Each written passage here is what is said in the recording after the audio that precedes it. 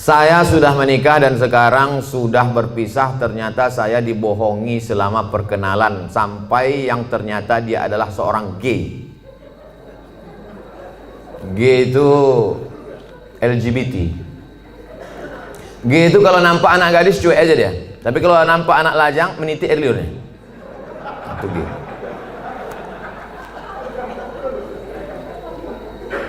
Yang paling banyak gay ini di Thailand. Makanya di sana ada musabaqah gay. Namanya Lady Boy. Muka lady, kaki boy.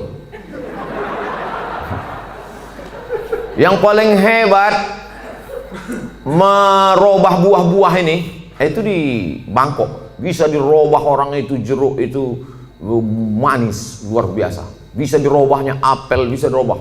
Genetika tanaman bisa mereka buat. Bisa itu limau jeruk manis itu tak berbiji dibuatnya. Tapi yang lebih hebat, bisa orang pun tak berbiji dibuatnya. Itulah hebat. Luar biasa mereka. Ini gini. Oke, kita lanjutkan. Hati saya hancur Pak Ustaz. Jangankan ibu, saya pun ikut merasakannya. Coba, saya ini udah sampai pada level bisa merasakan perasaan orang lain. Bagaimana perasaan seorang perempuan, dianggapnya inilah akan menjadi imam dia. Ternyata pas disuruh jadi imam, bang kau jadi imam, aku aja lah. Gimana perasaan dia? Dah, mohon Ustadz beri doa membuat hati saya tenang dan ikhlas atas diri saya. Adakah yang terjadi di dunia ini di luar kuasa Allah? Saya tanya sekali lagi, adakah yang terjadi di dunia ini di luar kuasa Allah? Kalau ada yang mengatakan ada yang terjadi di luar kuasa Allah, berarti Tuhan itu dua. Ada Tuhan baik, ada Tuhan buruk. Berarti dunia ini tak pernah aman, karena Tuhan baik sama Tuhan buruk ini berkelahi. Lau kana fihi ma'alihatun illallah la fasadata. Seandainya di langit dan di bumi ini ada Tuhan selain Allah, maka sudah lama dunia ini hancur. Oleh sebab itu segala sesuatu terjadi atas kehendak dan kuasa Allah. Langkah, rezeki, pertemuan, maut, kuasa Allah. Itu maka kaca spion itu kecil dibuat, kaca depan itu besar. Supaya apa? Supaya kita lebih banyak melihat ke depan daripada melihat ke belakang. Ada mobil yang kaca spionnya sebesar kaca depan? Tak ada. Masa lalu itu tengok sekali-sekali aja. Tengok, habis. Kita lebih banyak menatap masa depan. Begitu banyak masa depan di depannya. Yang senyum tak pula bisa nampak mana yang senyum mana yang tidak. Itu sedapnya ceramah musim corona nih. Oleh sebab itu Bapak Ibu yang dimuliakan Allah Subhanahu wa taala, yakinkan bahwa ini adalah sudah selesai, tatap masa depan, maka kita berharap, tidak ada tempat berharap kecuali kepada Allah. Kalau kita emosi, marah-marah, ngamuk-ngamuk, itu meledak-ledak. Marah itu apa definisi marah? Definisi marah itu adalah darah dalam jantung yang mendidih, menggelegak ke atas, mengamuk, mata memerah, bawaan emosi. Tapi kalau dia ditahan, kita tidak marah, muncul sedih. Kalau diluapkan, marah. Kalau tak dilepaskan, sedih. Maka tidak ada yang bisa menghilangkan marah dan sedih kecuali ridha menerima takdir ketetapan Allah Subhanahu wa taala. Itu bagian dari takdir Allah. Karena ibu kan sudah usaha dulu, sudah kenal dengan baik. Ditengok badannya gagah, berotot, kumis melintang. Kan belakangan baru tahu dia melambai. Artinya sudah usaha. Oleh sebab itu ini sudah di luar dari kemampuan kita sebagai manusia. Maka kita yakin bahwa ada Allah yang mengatur kehidupan. Ada Allah yang mengatur pertemuan. Ada Allah yang mengatur itu semua. Maka banyakkan ibadah. Apa kata Allah dalam Al-Quran? Falyabudu rabb hadzal bait. Banyak-banyaklah kau beribadah kepada Allah. Kalau kau banyak beribadah kepada Allah, at'amahum min ju'. Kalau kau lapar dikasihnya kau makan. Wa amanahum min khauf. Kalau kau cemas dihilangkannya rasa cemas dari dalam hatimu. Hidup ini kalau dipikirkan cemas, berkunang-kunang kepala, sampai jam 2 malam mata tak tidur, nama penyakitnya insomnia, pergi nemui psikolog, psikiater, Pak psikolog saya punya masalah, sudah 2 malam tak tidur-tidur. Psikolog tuh ngangguk-ngangguk aja, psikiater tuh ngangguk-ngangguk aja, diambilnya kertas resep dikasihnya. Ini makan sebelum makan, ini makan setelah makan, ini makan setengah makan, ini makan 3 kali, ini makan 2 kali. Nengok itu bertambah pula beban kepala kita. Kalau hidup ini cuma untuk tidur aja, dikasihnya pil tidur. Begitu kita makan, hilang. Begitu dosisnya habis, kumat lagi. Tidak ada cara kecuali banyak beribadah kepada Allah. Idza sa'alta fas'alillah, minta tolong kepada Allah. Tapi ke Makkah nggak bisa Pak Ustaz. Saya mau berdoa di samping Ka'bah nggak bisa Pak Ustaz. Aqrabu ma yakunul 'abdu min rabbih wa huwa sajid. Orang paling dekat dengan Allah ketika sedang bersujud. Allahu Akbar. Saat sujud itulah mengadu kepada Allah. Jangan adu ke kawan. Ngadu ke kawan habis ditumpahkan, besok jadi lawan dibukakannya di medsos. Selesai, tamat riwayat.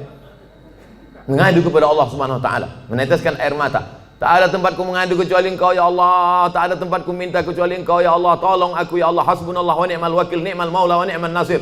Sulitkah bagi Allah mengatur kehidupan kita? Innama amruhu iza arada syai'an ayakula lahu kun. Mudah bagi Allah. Lalu kenapa dibuatnya hidup kita ini sulit? Dia ingin melihat kita merintih di tengah malam bermunajat melelehkan air mata. Itu yang diinginkan Allah dari hambanya yang dia sukai. Oleh sebab itu, tanamkan dalam diri kita, aku dicintai Allah, aku disayangi Allah, aku disukai Allah. Allah menyelesaikan setiap perkaraku, Allah memperhatikan aku, Allah melihat aku, Allah mengatur kehidupanku. Tiap hari dikatakan itu. Makanya selesai sholat kita katakan, la ilaha illallah la syarikalah, lahul mulku wa lahul hamdu, yuhyi wa yumiit wa huwa ala kulli syai'in qadir. Hukuman apa sebenarnya untuk seorang homoseks di dunia dan di akhirat? Man ra'aitumuhu ya'malu 'amala qaumi Lut. Siapa yang kamu lihat melakukan perbuatan umat Nabi Lut, faqtulul fa'il wal maf'ul, maka hukumnya adalah hukum mati. Andai diterapkan hukum Islam, itu bencong-bencong itu tobat semua. Begitu dipancung kepala, hilang bencong. Hai katanya, begitu dipancung satu, hai. Tapi tak bisa itu kita laksanakan. Berapa ceramah saya yang dibully oleh bencong-bencong karena ceramah saya tegas, tapi saya tak peduli. Kalau ada yang gini-gini kan ceramah saya, itu banyak bencong. Kalau jantan tentu berani dia langsung kan. Bagaimana hukumnya orang yang telah melanggar sumpah atas nama Allah? La yu'akhidhukumullahu billaghwi fi aymanikum walakin yu'akhidhukum bima kasabat qulubukum. Fakaffaratuhu, kalau ada orang melanggar sumpah, maka cara menebusnya 3. Yang pertama, it'amu asyarati masakin, kasih makan 10 orang miskin. Au kiswatuhum, atau kasih 10 pakaian orang miskin. Au tahriru raqabah, atau membebaskan budak hamba sahaya. Kalau tak sanggup paman majid, siapa yang tak sanggup? Fasyamu salasati ayyam, puasa 3 hari. Maka ibu jangan percaya kalau bapak ini bersumpah sampai mati mah nggak akan nikah lagi. Nah, puasa dia 3 hari selesai.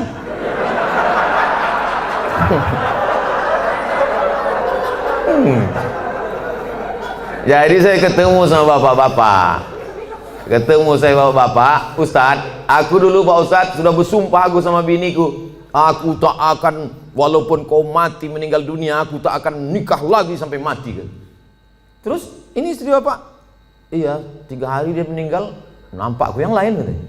Tapi bapak udah bersumpah, puasa aku 3 hari gitu. Hati-hati, mohon maaf Pak, aku bukakan pula ceritanya. Akhirnya kartu bapak tak bisa lagi dipakai kan. Itulah baiknya saya sama ibu-ibu. Apakah ada taubat bagi orang yang telah melanggar sumpah itu Pak Ustadz? Dia sudah memain-mainkan nama Allah. Maka menebus sumpah itu hanyalah sekedar menebus perbuatannya, tapi perbuatan dia. Salah satu la yanzurullahu ilaihim. Ada 3 orang yang tidak dipandang Allah pada hari kiamat. La yukallimuhumullah, tak diajak bicara oleh Allah. Walahum azabun alim. Mereka diazab dengan azab yang amat sangat menyakitkan. Siapa itu?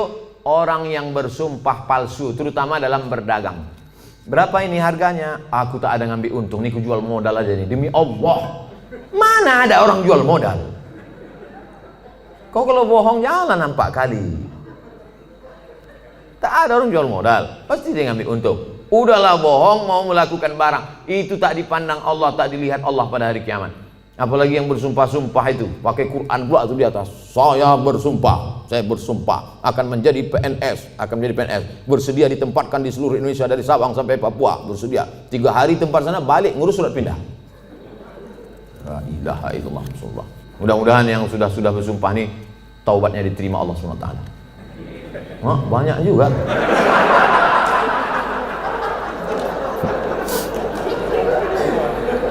Yang udah berlalu apa boleh buat? Illa man taba, kalau dia bertaubat, wa amana, beriman, wa amila amalan salihah, taubat nasuha, beriman dengan baik, beramal soleh. Ulaika yubaddilullahu sayyiatihim hasanat. Maka semua yang buruk-buruk, dosa-dosa yang jelek-jelek dulu, insya Allah diganti Allah dengan yang baik-baik. Taubat. Mandi taubat, macam mandi wajib, basah semuanya. Kalau tak ada air, keran mati listrik, pergi ke Sungai Deli, terjun situ.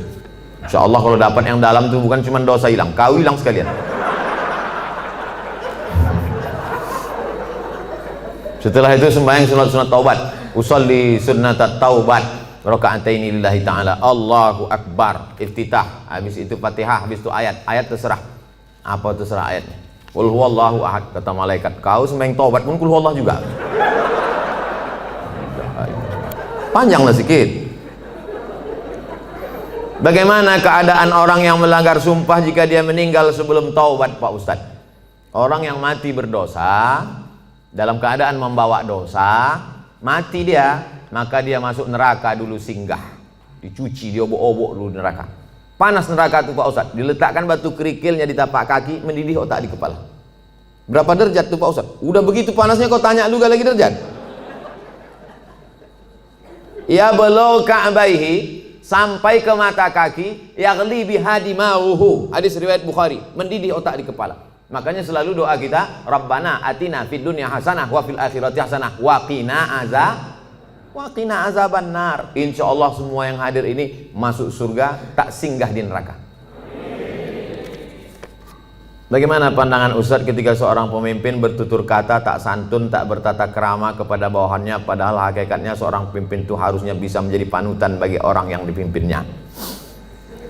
Kalau kita tak suka, saya kebetulan tidak pimpinan, tapi dulu pernah juga jadi dosen. Satu semester itu kadang 10 kelas, satu kelas itu isinya 30 orang, jadi saya memimpin 300 orang. Jadi saya sampaikan di pertemuan pertama, adik-adik mahasiswa sekalian, saya ini orangnya tak suka marah-marah, ngamuk-ngamuk, caci maki, sumpah serapah. Saya punya aturan-aturan, nilai saya ambil 40% dari mid semester, 40% dari UAS, ujian akhir semester. Ini saya bagi ada 13 makalah. Pertemuan pertama tatap muka, perkenalan, orientasi. Pertemuan nanti berikutnya adalah presentasi makalah. Kalau kalian sedang tidak mood, sedang malas, jangan datang ke kampus, karena aku tak bisa menengok kalian main-main di dalam, main HP. Nah, saya kasih tahu, kalau kalian tak siap makalah, jangan kalian datang. Kalian buat izin, kalian bisa telepon saya, bisa kirim WhatsApp saya. Nah, kita kasih tahu dari awal. Kita yang paling tahu tentang diri kita, apa yang membuat kita marah. Kalau kita pula mau mengasih tahu dia, kasih tahu dengan baik. Jangan kita marah kepada ini, kita lampiaskan ke sini. Qaulun ma'rufun, ucapan yang baik, wa maghfiratun, pemberian maaf, khairun, lebih baik.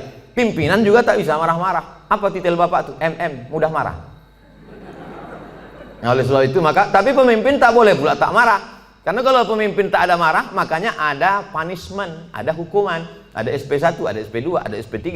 Mesti ada ketegasan, mesti ada disiplin. Saya tak suka juga setelah pengajian ini, terserah kalian lah, mau kerja tak apa. Aku udah kuserahkan semua pada Allah. Tak betul. Ya, jadi sebetulnya Islam itu meletakkan sesuatu pada tempatnya. Jadi jangan bayangkan Nabi itu tak pernah marah. Nabi pernah marah, naik dia ke atas mimbar, merah wajahnya, merah matanya, marah dia. Jadi Nabi itu menempatkan sesuatu pada tempatnya. Salam dia, assalamualaikum warahmatullah. Ditengoknya banyak yang tak sholat berjamaah, marah Nabi. La uharriqanna alaihim buyutahum, ku bakar rumah mereka yang tak sholat ke masjid, kata Nabi. Marah. Mana mungkin bakar gitu ucapannya tak marah. Siapa yang tak ke masjid ku bakar. Marah. Cuman marah pada tempatnya. Ini banyak orang sekarang kan tak menempatkan sesuatu pada tempatnya. Orang yang menempatkan sesuatu pada tempatnya namanya adil. Lawan dari adil zalim. Jadi kalau kita marah-marah aja sama orang, itu zalim. Bermasalah di rumah, marah ke security, itu zalim. Apa pula aku yang salah kata security? Awas kau kutuntut di akhirat nanti. Apakah benar apabila suami memakan penghasilan istri hukumnya haram? Bapak punya gaji, ibu punya gaji. Ibu punya gaji, bapak punya gaji. Sama-sama punya gaji. Bedanya apa? Dalam gaji bapak ada hak ibu, namanya nafkah. Dalam gaji ibu tak ada hak bapak. Setuju? Kuat mereka. Dalam gaji bapak, sama-sama bergaji 5 juta. Bapak 5 juta, ibu 5 juta. Dalam gaji bapak itu ada hak ibu, 5 hak ibu. Pertama makan, kedua pakaian, ketiga tempat tinggal, keempat pendidikan, 5 perhatian. Hak ibu, kewajiban bapak. Tapi ibu bisa bekerja karena izin bapak. Izinnya pun bukan karena keterpaksaan. Bang, aku kerja ya, kalau tidak awas bang. Tidak bisa juga. Oleh sebab itu ibu punya gaji, ibu punya warisan, ibu punya pendapatan, ibu punya kos-kosan, ibu punya mobil, ibu punya sudaku, ibu punya kocan, ibu punya angkot, ibu punya motor. Itu milik ibu. Kalau ibu meninggal, 50% untuk bapak. Kalau ada anak, 25%. Artinya ibu punya harta. Lalu kemudian ketika ibu mau bersedekah, ibu tidak minta izin ke bapak. Sebetulnya ibu tak perlu minta izin karena itu punya ibu. Tapi ibu sebagai orang yang beretika, bermoral, berakhlakul karimah, ibu ngomong, kulo nuwun, kata orang Jawa, bang, aku mau menyantuni anak yatim di sana. Jadi duit gajiku ini ku pakai. Bapak tinggal ngangguk aja. Gitu. Dan ibu tak boleh bertentang tenteng. Kau mau kemana? Aku mau menyantuni anak yatim di sana. Coba kau tanya, ini kan gaji aku. Nah, pertanyaannya, apakah haram bapak memakan hasil gaji ibu itu? Harta bapak berpindah kepada saya sebab apa? Jual beli. Sebab apa? Pinjam meminjam. Sebab apa? Sodakoh. Sebab apa? Infak. Sebab apa? Wakaf. Bisa duit ibu itu berpindah ke bapak, apa sebabnya? Akadnya itu apa? Nah, sodakoh. Sodakoh dia. Udah nggak? Selesai itu dah. Bang, ini gajiku bang, ini duitku bang. Tapi kan aku tengok abang susah kali, ini ku kasih abang sedekah. Biar jangan apa kali ya bang, ini ambil.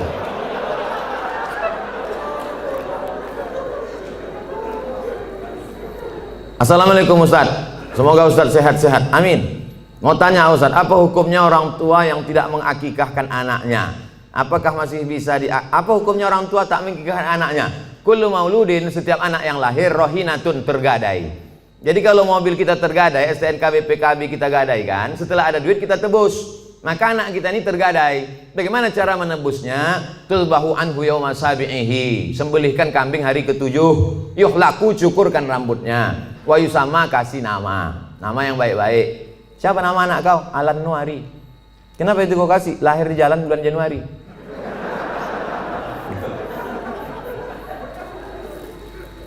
Kasih nama yang baik-baik, cukurkan rambutnya karena itu rambut kotor di dalam, lalu kemudian sembelihkan kambing hari ke-7. Tak ada duit hari ke-7, hari ke-14. Tak ada duit hari ke-14, hari ke-21. Lewat 21 tak usah tengok tanggal lagi. Setahun, 2 tahun, 3 tahun, 5 tahun, taman SD, taman SMP, taman SMA. Tapi kalau dia udah semester 2, hanya potong kambing aja. Tak usah potong rambut lagi. Tak pula diayun pakai marhaban.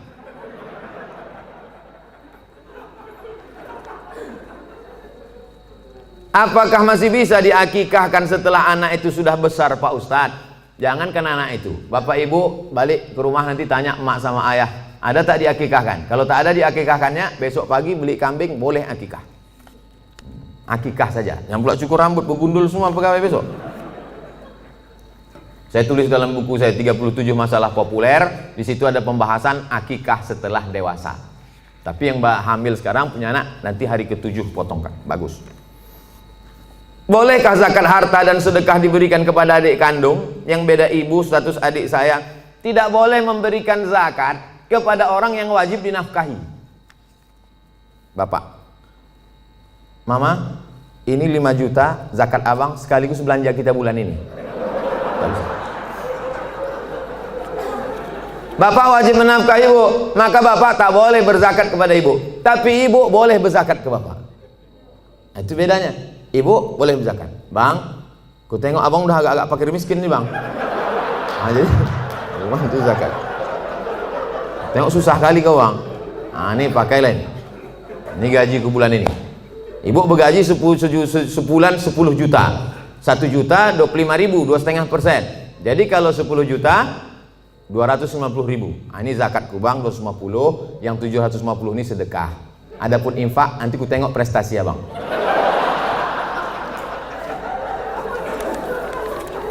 Nah, kaedahnya tak boleh berzakat pada orang yang wajib kita nafkahi. Tak boleh berzakat kepada anak. karena anak itu wajib kita nafkahi. Nah sekarang adik, apakah adik itu wajib kita nafkahi? Tidak. Yang wajib dinafkahi itu siapa? Istri, anak, cucu, mertua, orang tua, yang hubungan langsung. Itu yang wajib kita nafkahi. Orang yang tak wajib kita nafkahi boleh kita kasih zakat. Kalau kita bersedekah pada orang jauh, nilainya 1 sedekah. Tapi kalau kita bersedekah pada orang dekat, nilainya 2. 1 sedekah, 1 lagi silaturahim. Tapi banyak orang tak mau sedekah ke keluarga dekat. Kalau sedekah sama orang lain. Kok kenapa tak sedekah sama saudara? Payah saudara nih Pak Ustadz, dikasih sikit-sikit kali kata dia. Bagaimana menghadapi suami yang berselingkuh?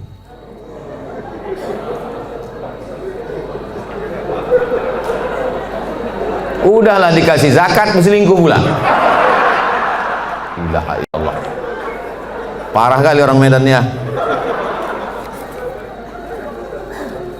Ibu punya wali 6 orang. Jadi bukan ibu memanggil bapak itu dengan membawa centong, sini bang, bukan gitu. Ibu punya wali 6 orang.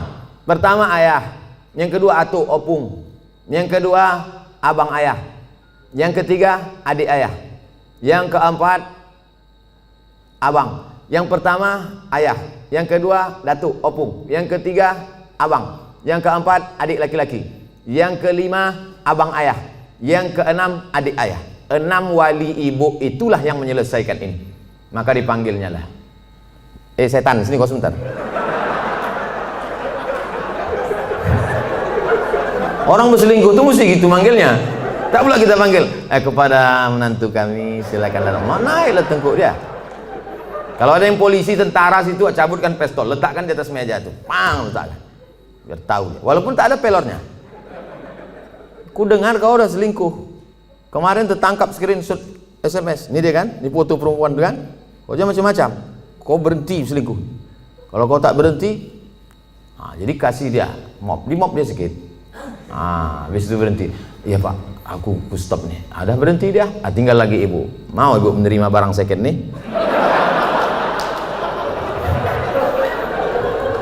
Kalau ibu kata ibu, Pak Ustadz, aku ikhlas menerima dia Pak Ustadz, tak bisa aku berpindah ke lain hati Pak Ustadz, terimalah dia. Tapi jangan sampai mulut ibu berkata bisa, tapi hati ibu tidak. Itu bahaya. Lain di mulut, lain di hati. Ada lagunya itu. Kalau ibu berkata bisa, katakanlah bisa. Tapi kalau katakan tidak, katakan tidak. Karena banyak perempuan berkata mulutnya bisa, tapi pas begitu jalan bersama terbayang dia selingkuhan siapa sih. Itu menjadi masalah. Hidup ini singkat bu. Hidup ini singkat. Jangan sampai gara-gara ini terpengaruh kepada sholat ibu, ibadah ibu, kerja ibu. Oleh sebab itu pikirkan baik-baik. Kalau bisa, bisa. Ambil waktu agak seminggu, 2 minggu, 3 kali Jumat. Aku berpikir dulu. Gimana? Selesai. Apa pendapat pandangan Ustadz terhadap pandemik COVID-19 yang sekarang terjadi dan bagaimana menyikapinya? Itulah yang kuceramahkan sejam tadi.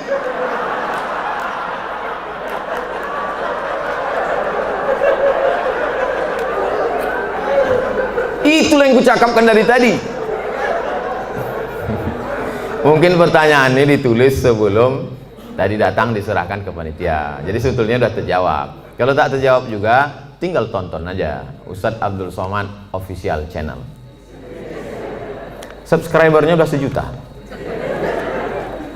Mana tahu nanti dicarinya yang mana channel itu yang ada 1 juta subscriber. Jika kita mengetahui bahwa pasangan hidup kita telah mengikuti ajaran Syiah, apa yang harus kita lakukan? Apa hukumnya? Perbedaan kita dengan Syiah ini 5. Yang pertama, Syiah wajib mengimani imam 12. Sedangkan rukun iman kita 5. Antumina billah wa malaikatihi wa kutubihi wa rusulihi wa yaumil akhir wa biqadri khairihi wa syarrihi. Sedangkan dia ada rukun imannya lagi, beriman kepada imam yang ke 12 imam. Siapa yang tak percaya kepada imam 12 kafir. 2, mereka mencaci maki sahabat Nabi. Karena kata mereka setelah Nabi meninggal itu mestinya penggantinya Sayyidina Ali. Lalu kata mereka Abu Bakar dengan Umar itu merampas khilafah Ali. Dan sahabat yang lain diam melihat kebatilan. Maka sahabat-sahabat Nabi itu kata mereka kafir. Yang ketiga, kata mereka ada Quran yang disebut dengan Mushaf Fatimah. Tebalnya 3 kali lipat daripada Quran ada kamu sekarang. Kenapa buktinya musabaqah tilawatil Quran mereka pakai Quran yang ada sekarang? Kata mereka, sebelum Imam Al-Qaim, mereka menunggu imam yang ke-12. Imam yang ke-12 itu katanya bersembunyi di Sirdab, di bukit di Irak, dalam terowongan. Itu mereka tunggu-tunggu, belum keluar lagi. Nanti kalau keluar imam yang ke-12 itu, dibawanya kitab yang asli, sementara yang asli itu datang, pakai aja yang KW ini dulu, kata dia. Yang keempat, mereka ada meyakini namanya taqiyah. Taqiyah itu kalau di tengah orang ahlu sunnah, pura-pura dia ahlu sunnah. Kalau di sini banyak Muhammadiyah, pura-pura dia Muhammadiyah. Kalau di sini banyak Al-Wasliyah, pura-pura dia Al-Wasliyah. Kalau di sini banyak NU, pura-pura dia NU. Kalau di sini banyak ahlu sunnah, dia bilang Sunni. Kau ini Syiah apa Sunni? Aku Sunni. Kalau kebetulan banyak Syiah, kau sunnah apa Syiah? Aku Syiah. Kalau kebetulan situ 50-50, kau sunnah apa Syiah? Aku Susi. Susi, sunnah Syiah. Yang kelima, mereka ini menghalalkan nikah mut'ah. Nikah mut'ah itu bagian dari akidah keyakinan. Mut'ah itu artinya enak. Mut'ah itu artinya nikmat. Nikah mut'ah itu nikah kontrak. Jadi boleh nikah kontrak. Aku nikah mut'ah sama engkau dari jam 5 pagi sampai jam 5 sore dengan mahar 50.000 tunai, sah. Dalam Islam tak boleh nikah mut'ah. Oleh sebab itu inilah perbedaan, 5 perbedaan menurut Syekh Ali Jum'ah, ulama besar. Kita berpegang teguh dengan ahlus sunnah wal jamaah. Kalau ada suami ibu atau istri bapak yang ikut golongan ini, ajak dia balik, bawa dia ke ketua MUI, bawa dia ke dokter Ardiansah Sekum MUI, supaya diceramahi dia, dibalikkan kepada ahlus sunnah wal jamaah. Karena tak mungkin bisa bersama. Antara NU Muhammadiyah masih bisa, antara Al-Wasliyah dengan Muhammadiyah masih bisa, karena masih sama ahlus sunnah wal jamaah. Apakah sah sholat jika kita tak tahu arti bacaan sholat tersebut? La sholat liman lam yaqra bi fatihatil kitab. Tak sah sholat kalau tak baca Fatihah. Apakah disyaratkan tahu artinya? Tidak. Tahu secara global saja. Allahu akbar kabira walhamdulillahi katsira subhanallahi bukratan wa asila. Tahu secara global. Apalah arti doa iftitah itu? Allah Maha besar. Selebihnya yang kau tanya aku, macam tak ada lagi pertanyaan lain. Nah, gitu cara jawabnya kalau kita tak tahu. Habis itu Fatihah. Fatihah secara umum tahulah kita. Alhamdulillah rabbil alamin, arrahmanir rahim, maliki yaumiddin, iyyaka na'budu wa iyyaka nasta'in, ihdinas siratal mustaqim, siratal ladzina an'amta 'alaihim ghairil maghdubi 'alaihim waladdallin. Ayat begitu juga. Qul huwallahu ahadun illahus samad lam yalid wa lam yulad wa lam yakul lahu kufuwan ahad. Jadi andai tak tahu artinya tetap sah. Tapi kita berusaha untuk tahu. Maka belilah Quran yang ada terjemahnya. Ada terjemahnya, ada tajwidnya, ada asbabun nuzulnya, ada tafsirnya. 250.000. Jangan tawar-tawar lagi. Harga sepatu 500. Sepatu yang menjaga tapak kaki dari tai ayam 500 harganya. Quran yang menjaga diri dari api neraka. Quran waktu akad nikah dulu. Diletakkan di ruang tamu dalam peti kaca. Setiap tamu datang ke situ macam nengok kucing. Mana yang lebih diutamakan? Ibu atau istri? Ibu-ibu mesti berkata, aku milik suamiku, suamiku milik ibunya. Banyak yang mengangguk. Yang tak mengangguk, ragu dia. Aku milik suamiku, suamiku ini milik emaknya. Ibu kenal bapak ini kan setelah dia kerja, setelah dia 22 tahun, setelah dia tamat, setelah dia kuliah, setelah dia punya duit. Dulu waktu tapak kakinya 2 jari, panjangnya sejengkal, kenal ibu sama dia? Mana kenal? Oleh sebab itu muliakan dia dengan memuliakan ibunya. Bapak juga begitu. Bapak muliakan ibu bapak di depan istri bapak. Kehormatan, kemuliaan. Adinda, ini emakku. Tak ada mantan emak, mantan bini ada. Oleh sebab itu maka ini tak bisa dibenturkan, jangan dilagakan ini antara emak dengan ibu ini. Oleh sebab itu maka ini masa lalu, yang ini masa depan. Maka insya Allah bapak ibu bisa menjaga. Waktu kemudian kita menyampaikan nanti waktu bapak punya anak perempuan, bapak sampaikan itu, hai anakku, kau perempuan, kau punya laki, kau punya suami, suamimu itu punya emak. 3 kali nak Nabi menyuruh berbakti kepada dia. Jangan sampai mak tua umur 80 tahun datang ke rumah, nak mintalah duit kau 50.000, mak belum makan lagi. Apa kata si abang tuh? Sebentar ya mak, aku tanya biniku dulu. Kalau ada bapak yang begini, insya Allah selamat dari azab kubur. Saking kan menderitanya udah di dunia. Nah, oleh sebab itu maka jangan benturkan antara dua ini. Karena dua ini perempuan-perempuan yang luar biasa. Emak bapak dicium tapak kakinya masuk surga, istri bapak, anak-anak bapak masuk surga karena dia. Maka mereka adalah perempuan-perempuan yang luar biasa insya Allah. Apa hukumnya debitur yang mau hijrah tapi masih memiliki kewajiban di bank dan hanya mau membayar tunggakan pokoknya saja, tapi tak mau membayar tunggakan bunganya? Laporkan dia ke polisi. Kau dulu waktu minjam duit ini tak tahu kau neraka. Sekarang giliran bayar baru kau bawa neraka. Ini kan negara hukum. Jadi bapak-bapak kan negara hukum. Kan dulu kan ada tanda tangan materi 6.000. Saya akan bayar pada tanggal sekian. Kalau tidak barang akan disita. Kalau tidak, nah itu. Jadi tak bisa dia berkata, saya tak mau bayar bunga. Bunga ini haram. Jadi dulu yang nanda tangani siapa? Hantu. Jadi saya kasih tahu sama yang mau hijrah-hijrah, kalau kau mau hijrah, kau bom. Kalau kau takut ini riba, ada aset yang bisa dijual, ada kos-kosan, ada tanah, jual, bom kan ke sini, bam, selesai tutup, baru hijrah. Begitu caranya. Tak ada yang bisa kubom Pak Ustaz. Kalau kubom ini meledak semuanya, Hiroshima Nagasaki ini Pak Ustaz. Kau bayar aja cicilannya sampai lunas, bayar sampai selesai. Begitu, karena kita tinggal di negara kesatuan Republik Indonesia yang dipakai adalah hukum konvensional. Oleh sebab itu maka sesuai dengan perjanjian, bayar selesaikan. Kalau bisa dibom, bom. Kalau tak bisa, lunasi cicilan sampai habis. Pak Ustadz, bagaimana caranya supaya saya bisa ikhlas dan sabar karena ditinggal anak meninggal saat usia 4 tahun dan sudah hampir 4 tahun dia pergi, tapi sampai saat ini perasaan saya masih sedih dan selalu merindukannya. Apa saya kurang ikhlas? Nabi punya anak namanya Ibrahim, meninggal umur 18 bulan, menetes air mata Nabi, menangis Nabi. Makamnya di Ma'lah, samping makam Nabi, arah ke kiblat, samping Masjid Nabawi sebelah kiri. Amatardo ya Rasulullah, apakah kau tak ridho anakmu meninggal ya Rasulullah? Kata Nabi, aku ridho. Kalau kau ridho, kenapa kau menangis? Air mata kasih sayang. Makanya kalau sekedar menangis, jangan larang. Kalau ada ibu-ibu menangis, kata Nabi, da'hunna, biarkan mereka Umar, biarkan mereka menangis. Yang tak boleh itu meratap itu, oh Allah, nggak boleh. Selama lidah tak bergerak, selama tangan tak bergerak, hanya tetesan air mata boleh. Tapi kalau sudah mulut bergerak, mengapalah anakku, kenapa tak anak dia?